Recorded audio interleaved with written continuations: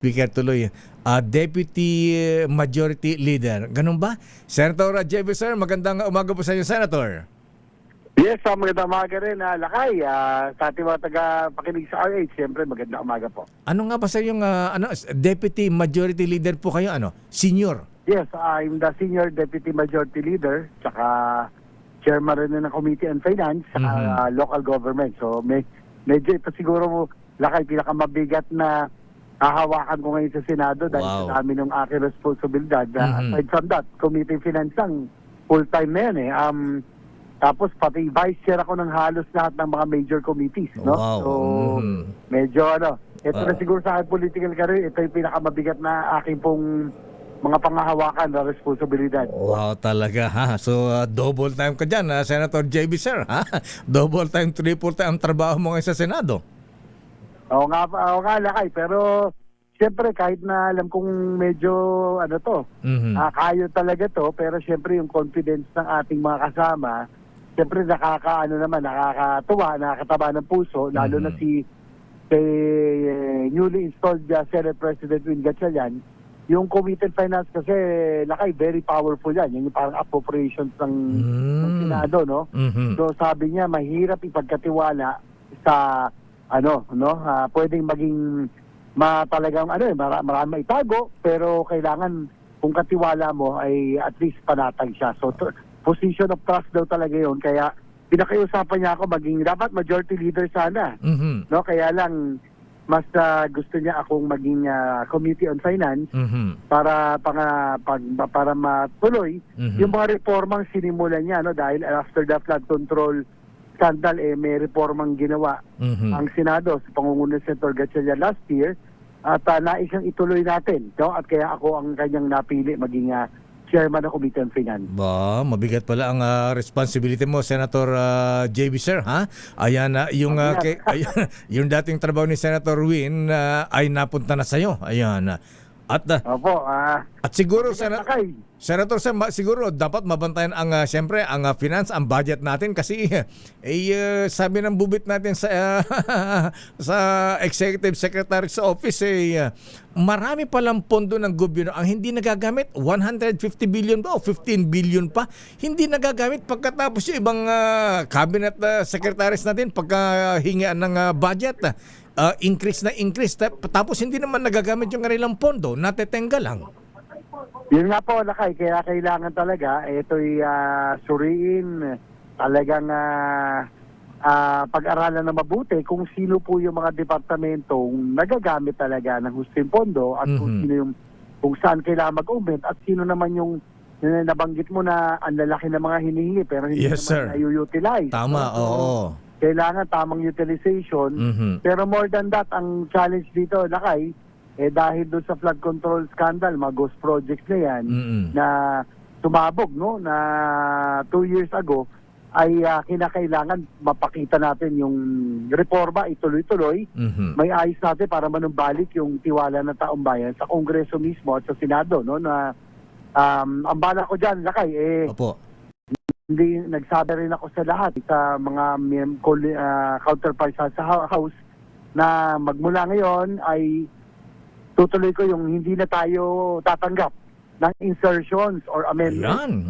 Lalo na sa BICAM, no? So, yung mga proyekto kailangan nasa National Expenditure Program at kung sakaling may amendment, kinakailangan merong kumpleto ng Regional Development Council, provincial, lahat kumpleto ng mga resolution para hindi na yung tulad dati na isasaksak na lang kahit na hindi kailangan ng region o ng probinsya o local government, para lang may project gagawin, para lang alam nyo na. No? Kaya ngayon, hindi na natin papayagan yan. Kailangan kompleto ang dokumento, resolution at lahat, endorsed ng RDC. At yun po, hindi na tayo papayag ng insertion sa last minute, lalo na sa BICAM. Ayan, oo. Tsaka dapat maging transparent, Senator JB, sir, ano? Dapat very transparent. Kailangan online tayo lahat dito. Lakay, tsaka lahat ipipublish natin. Lahat ng amendments, no? Kahit last year, nagkaroon naman ng amendments pero on the floor, hindi na yung nakatago. Opo. On the floor at ipapublish ko lahat yan. Ayan. Talagang transparent. Maganda. Pero Senator JB, sabi na aking bubit, ikaw daw ang kumausap kay Senator Joel at Senator Chis, kaya lumipat sa Gatchalian Block. Totoo ba yan, Senator Sir? Hindi naman sa ganun. Dahil ako naman, hindi ko naman pinagkakailan na ako'y malapit kay Senator Joel dahil ako ang naganyang Deputy Majority Leader nung siya'y Majority Leader ng ilang taon.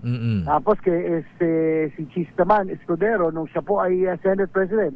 Ako rin ang kanyang Deputy Majority Leader. So, naging malapit kami. No? Hindi ko naman pinagkakailayan. Kaya kung may kailangan iparating sa kanila, yung sa grupo, ay pinararating ko. Hindi naman sa kinakailangan ko silang kumbinsin na lumipat ka. Pero ako'y messenger lamang dahil kumbaga higher ano na to no? Na kanilang.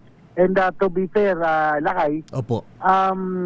decision po nila yan at saka wala ho concession. No? Wala ko Ayan, oo. wala akong nalalaman na may concession na, oy, yung ano namin, yung issue namin, yung sa amin ganito, posisyon. In fairness to the two, no, kay Senator Escudero at Senator Villanueva, walang usapan tungkol sa walang tawag nito kapalit. Walang pressure, walang kapalit.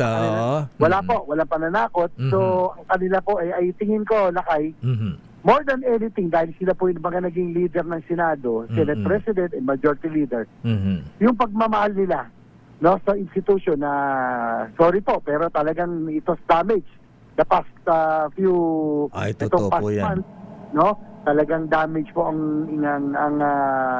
ang reputasyon. Tingin ko yung pagmamahal sa institusyon, pagmamahal sa Senado, ay palagay ko yan ang nagtulak sa kanila para sumama na sa new majority. Ayan, kasi sabi ni Senator Alan Peter Cayetano, pre-nature daw sila kaya naintindihan niya at pumunta sa inyong bakod. Itong si Senator Joel Villanueva. Hindi naman po, alam po ni Senator Villanueva at Senator Escudero na wala hong pananakot, wala rin hong kapalit na concession o kung ano man para sila lumipat. In fact, Lakay, parang ako na yung naging tuloy ng lahat kahit nung simula dahil si Senator Alan Cayetano naman, nung siya po yung Senate President, siya po yung kaibigan din naman natin at ako nga yung dapat majority leader niya, ako yung naging tulay para sa kanya at sa mga dito naman sa minority, nung kami po yung nasa minority at maging sa Pangulo, yung kanilang unang beses na nag-usap, siya nagsabi sa akin, sabi niya, pakisabi naman kay Presidente kung sakali. Alam ko, that time, galit pa siya sa akin, pero sana makapag-usap naman kami. So, pinarating ko naman yun kay Presidente. No? Pinarating ko naman. At walang 1 linggo, 2 linggo, nagkaroon na sila ng meeting Nagkausap na sila. So, hindi naman pwedeng sabihin na ako yung naging instrumental lamang para ma-recruit yung dalawa para lumipat sa dito sa new majority. Kahit kay Senator Alan naman, siya SP, naging tulay din naman ako sa ilang pagkakataon kay Pangulo at sa dating minority. Ikaw din ba ang kumakausap, Senator JB, kay Senator Mark at Senador Camille Villar? Kami naman nila San Mark at kami pag nagkikita lamang sa Senado, no? A few times, lalo ngayong mga nangyari, bihira lang. So, we maintain yung pagkakausap tungkol sa trabaho. Dito, sa talaga, hindi naman namin napag-usapan yung tungkol sa paglilipat, no? I must admit, hindi kami nagkausap tungkol dyan. Wala bang mga parating na gustong lumipat sa inyong grupo?